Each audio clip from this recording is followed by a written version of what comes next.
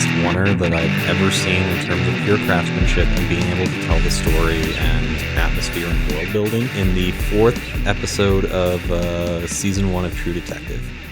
There's a 10-minute shot in the neighborhood. That serves a great purpose. They shot that on 35 millimeter. I want to say that was Kodak 250D. They had to have used all 400 feet to make that shot because it's darn near close to 10 minutes. And 400 feet of film on a 3-perf 35 millimeter camera is like 10 minutes and like 45 seconds. They were pushing it to the limit of what film stock can achieve in terms of what a oner can do.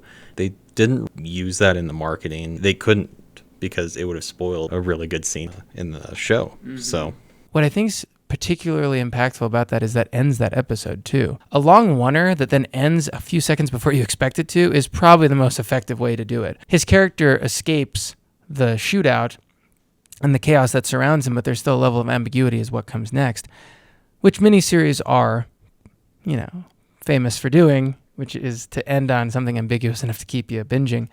But I do think the idea, if you're going to use a oner in a miniseries, ending an episode on one is probably more effective than any other use.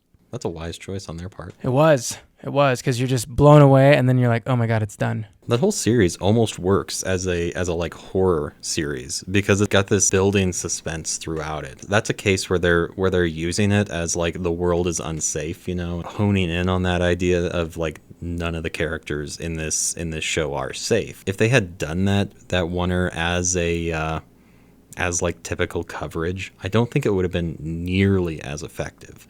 It wouldn't have given you time to be like, oh, he is this close to these people that want to kill him. It wouldn't have the same effect because you wouldn't have the same spatial awareness of where everyone is at every point in time.